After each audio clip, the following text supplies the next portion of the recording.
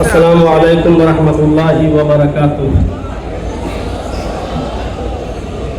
الحمدللہ وحدہ والصلاة والسلام علی من لا نبی بعدہ، اما بعد۔ اعوذ باللہ من الشیطان الرجیم، بسم اللہ الرحمن الرحیم۔ یا ایہا الناس انا خلقناکم من ذکر وانثی وجعلناکم شعوبا وقبائل لتعارفوا ان اکرمکم عند اللہ اتقاکم۔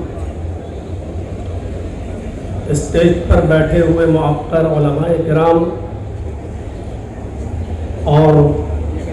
معزز سامعین حضرات جو ہندوستان کے گوشے گوشے اور چپے چپے سے تشریف لائے ہوئے ہیں، آل انڈیا اہل حدیث کانفرنس جو 35ویں آپ جو اس میں سماعت فرما رہے ہیں، اس میں شرکت کیے ہوئے ہیں، اس کا موضوع جو رکھا گیا ہے احترام انسانیت اور مذاہب عالم، یہ اپنے نوعیت کا بڑا حساس موضوع ہے اور تمام خطباء نے اسی موضوع پر گفتگو کی ہے۔ اللہ تبارک و تعالیٰ نے ساری انسانیت کو ایک کنبے سے، ایک قبیلے سے، خاندان سے جوڑا ہے۔ آپ اس بات کا اندازہ قرآن کی آیت سے لگا سکتے ہیں جو میں نے خطبے کے بعد آپ کے سامنے پڑھی ہے۔ اس کے اندر اللہ تبارک و تعالیٰ نے ساری دنیا کے انسانوں کو آپس میں بھائی بھائی قرار دیا ہے۔ بتایا یا ایھا الناس انا خلقناکم من ذکر و انثی، اے لوگوں، ساری کائنات کے انسانوں کو مخاطب کر کے کہا کہ اے ساری دنیا کی مانو ذاتی، اے انسانوں، ہم نے تم کو ایک مرد اور ایک عورت سے پیدا کیا ہے اور ہم نے تمہارے شعبے اور قبیلے بنا دیے ہیں، اور اس کی وجہ یہ ہے کہ لتعارفوا، تاکہ تم ایک دوسرے کو پہچان سکو۔ تو یہ کہا کہ یا ایھا الناس انا خلقناکم من ذکر و انثی، ہم نے ساری انسانیت کو، سب کو ایک مرد اور ایک عورت سے پیدا کیا ہے۔ تم سب کا باپ ایک ہے، تم سب کی ماں ایک ہے، تم سب کا باپ آدم اور تم سب کی ماں ایک حوا، جس کو آپ آشو کہہ لیں، ہیومتی کہہ لیں، شتروپا، تم سب ایک ہی باپ کے اور ایک ہی ماں کے بیٹے ہو، یعنی تم سب آپس میں بھائی بھائی ہو۔ قرآن کریم کی ایک آیت ہم اور آپ کے سامنے پڑھ رہے ہیں، اس سے آپ اندازہ لگا سکتے ہیں کہ اللہ تبارک و تعالیٰ نے فرمایا کہ تم کسی بھی مذہب کے یا کسی بھی مکتبہ فکر سے تمہارا تعلق ہو، لیکن عدل و انصاف کا جب معاملہ آئے، نیائے کا اور ججمنٹ کا جب معاملہ آئے، تو اس میں تم کسی کو یہ نہیں دیکھو گے یہ کون ہے، کس دھرم سے ہے، کیا ہے۔ آپ اس بات سے اندازہ لگا سکتے ہیں انسانیت اس وقت تک برقرار نہیں رہ سکتی ہے جب تک کہ دنیا کے اندر عدل نہ ہو، جب تک کہ ہم عدل سے کام نہ لیں۔ فرمایا وَلَا يَجْرِمَنَّكُمْ شَنَآنُ قَوْمٍ عَلَىٰ أَلَّا تَعْدِلُوا، صاف لفظوں میں فرمایا کہ اے لوگوں، کہیں ایسا نہ ہو تمہیں کسی قوم کی کسی قوم کی دشمنی اس بات پر تمہیں مجبور نہ کر دے کہ تم اس کے ساتھ انصاف نہ کر سکو۔ انصاف ہر حال میں کرنا ہے، چاہے وہ کسی بھی مذہب کا ماننے والا ہو۔ یہ نہیں دیکھنا ہے کہ یہ کون ہے، اس سے ہمارا تعلق قریبی ہے تو اس کے فیور میں فیصلہ کر دیا جائے۔ اسلام کی تاریخ کا اگر آپ مطالعہ کریں گے تو ایسے ایسے مناظر آپ کے سامنے آئیں گے کہ حضرت علی رضی اللہ تعالیٰ عنہ کے زمانے میں ایک یہودی مجرم ثابت ہو گیا اور اس کو کوڑے لگانا تھے، لہذا حضرت علی رضی اللہ تعالیٰ عنہ نے حکم دیا کہ اس یہودی کو کوڑے لگائے جائیں، اور کوڑے لگانے والا حضرت علی کا غلام تھا قمبر، اس نے کوڑے لگائے، کوڑے لگانے میں کنفیوز ہو گیا کہ ہم نے اس کو 9 کوڑے مارے ہیں یا 10 مارے ہیں، لہذا اس نے یہ سوچ کر کہ 9 ہی لگے ہوں گے، ایک کوڑا اور مار دیا۔ جب اس کو کوڑا لگ گیا تو پھر اس نے حضرت علی رضی اللہ تعالیٰ عنہ سے کہا کہ امیر المومنین، آپ کے خادم نے، آپ کے غلام نے ایک کوڑا مجھے زیادہ مارا ہے اور مجھے اس کا انتقام چاہیے۔ فوراً اسی وقت حضرت علی رضی اللہ تعالیٰ عنہ نے قمبر سے کہا کہ اے قمبر ادھر آؤ اور دیکھو یہ یہودی کیا کہہ رہا ہے۔ قمبر نے اعتراف کیا کہ ہاں امیر المومنین، مجھے شک ہے، پتہ نہیں 9 مارے تھے یا 10، تو یہ سوچ کر کہ 9 ہی مارے ہوں گے، ایک اور میں نے مار دیا۔ مجھے اعتراف ہے اس بات کا کہ ہو سکتا ہے کہ ایک کوڑا زیادہ لگ گیا ہو۔ حضرت علی نے فرمایا تم کھڑے ہو جاؤ۔ اور اس یہودی سے کہا کہ کوڑا لو اپنے ہاتھ میں، اور اس یہودی سے کہا کہ تم اپنا انتقام لے لو، بدلہ لے لو، اور ایک کوڑا اس یہودی نے مارا حضرت علی کے غلام۔ میں کہنا یہ چاہتا ہوں انسانیت اسی وقت محفوظ رہ سکتی ہے، اس کا تحفظ اسی وقت ہو سکتا ہے جب آپ عدل سے کام لیں گے، اور جہاں عدل و انصاف ختم ہوا وہاں انسانیت بھی مجروح ہوگی، انسانیت کا بھی خون ہوگا۔ اس لیے ہر حال میں اگر آپ یہ چاہتے ہیں کہ انسانیت مجروح نہ ہو، انسانیت محفوظ رہے، تو آپ کو عدل و انصاف قائم کرنا ہوگا، اور جتنا زیادہ عدل ہوگا دنیا میں اتنا ہی زیادہ امن ہوگا۔ آپ کو شاید یاد ہوگا حضرت علی رضی اللہ تعالیٰ عنہ نے بھی ایک یہودی کے خلاف مقدمہ دائر کر دیا تھا قاضی شرح کی عدالت میں کہ میری ایک زرہ ایک یہودی کے پاس ہے، اور جب یہودی کو پیش کیا گیا تو یہودی نے کہا وہ زرہ میری ہے۔ حضرت علی سے کہا گواہ پیش کرو۔ حضرت علی نے جو گواہ پیش کیے تھے شرعی اعتبار سے ان گواہوں کی کوئی حیثیت نہیں تھی۔ قاضی شرح نے امیر المومنین حضرت علی کے خلاف فیصلہ سنایا، یہ کہتے ہوئے کہ اے علی، آپ نے جو گواہ پیش کیا ہے وہ آپ کا بیٹا ہے، اور شریعت محمدی کے اندر بیٹے کی گواہی باپ کے حق میں تسلیم نہیں کی جاتی ہے۔ اے علی، آپ نے دوسرا گواہ اپنا غلام پیش کیا ہے، غلام کی گواہی بھی مالک کے حق میں آقا کے حق میں قبول نہیں کی جاتی ہے، لہذا یہ زرہ کا مالک یہودی ہے۔ حضرت علی کے خلاف فیصلہ سنایا۔ یہ عدل،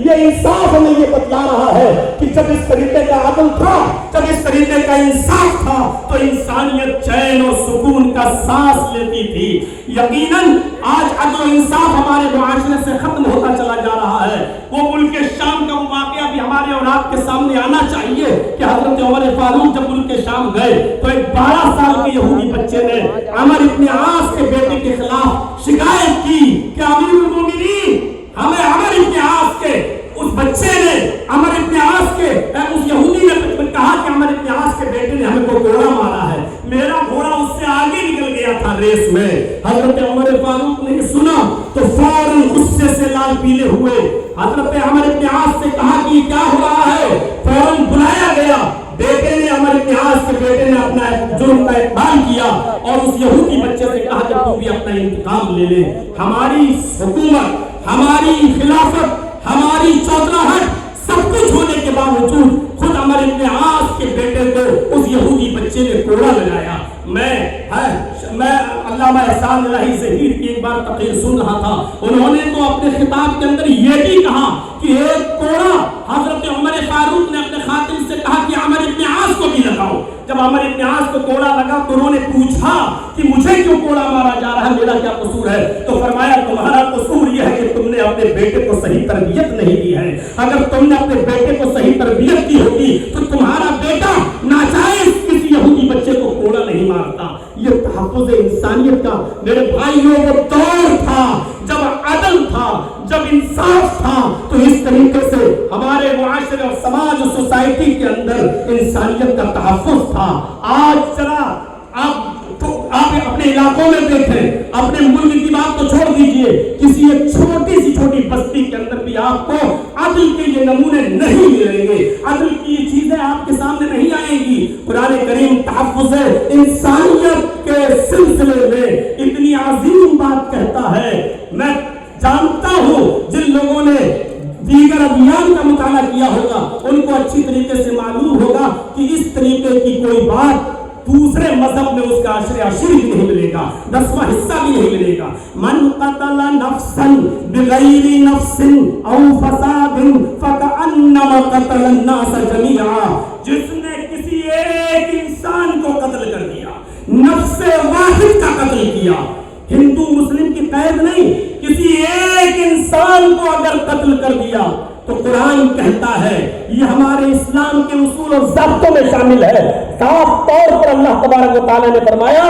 کہ اس قاتل کو یہ جان لینا چاہیے کہ وہ صرف نفس واحد کا قاتل نہیں ہے، وہ ایک انسان کا قاتل نہیں ہے، فَكَأَنَّمَا قَتَلَ النَّاسَ جَمِيعًا، وہ ساری انسانیت کا قاتل ہے۔ ذرا تصور کریں، اس سے اگر مسئلے نکالے تو بہت کچھ نکالے جا سکتے ہیں۔ ایک انسان کا قتل پوری دنیا کی انسانیت کا قتل، یعنی اگر آپ نے کسی ایک انسان کو اس کی ماں کی گالی دے دی تو آپ اس اکیلے کو گالی نہیں دے رہے ہیں، پوری ساری کائنات کی انسانیت کی ماں کو آپ گالی دے رہے ہیں۔ اگر آپ نے کسی ایک انسان کو ستایا تو ساری کائنات کے انسانوں کو آپ ستا رہے ہیں۔ یہ ہے اسلام کا تحفظ انسانیت کا نظام۔ انسانیت کو اتنا زیادہ عروج دیا ہے اور اتنا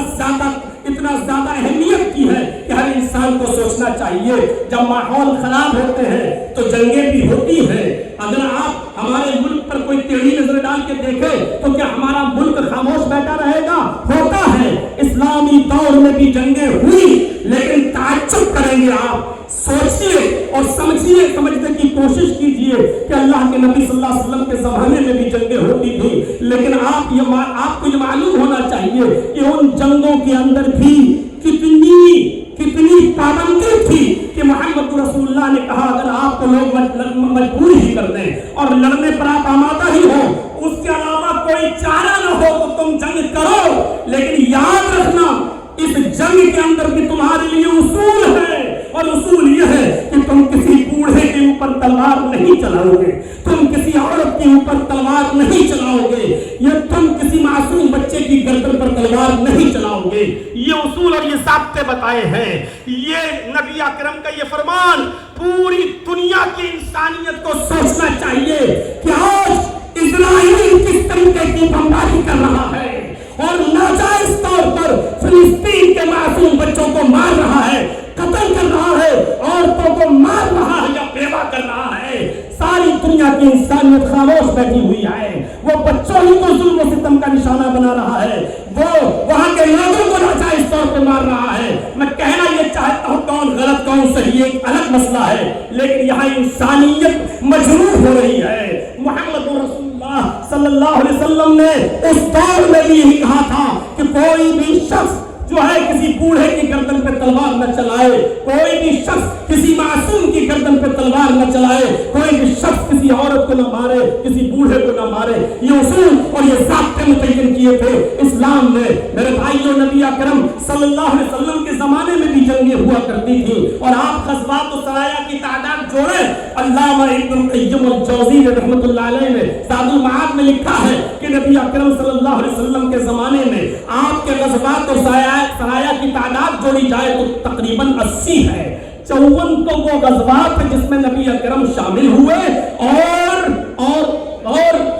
26 کو جس میں آپ شریک نہیں ہو سکے، تو 80 غزوات و سرایا میں اگر دیکھا جائے تو جو لوگ مارے گئے ان کی تعداد تھی 1018۔ 80 جنگوں میں وہ بھی غیر مسلم اور مسلمان دونوں کو جوڑا جائے 1018، اگر 80 سے ڈیوائڈ کر دو تو 13-14 بھی ایک جنگ میں نہیں پڑ رہے ہیں۔ تو یہ تھی تحفظ انسانیت کا میرے بھائیوں ایک معیار جو اسلام نے متعین کیا ہے۔ اللہ تبارک و تعالیٰ سے دعا ہے کہ بار الہ ہماری خطاؤں کو معاف فرما کر ہمیں انسانیت کے تحفظ کی بقا کے لیے ہمیں کوشش کرنے والا بنا دے۔ وما علینا الا البلاغ المبین، وآخر دعوانا الحمد للہ رب العالمین۔ السلام علیکم ورحمۃ اللہ وبرکاتہ۔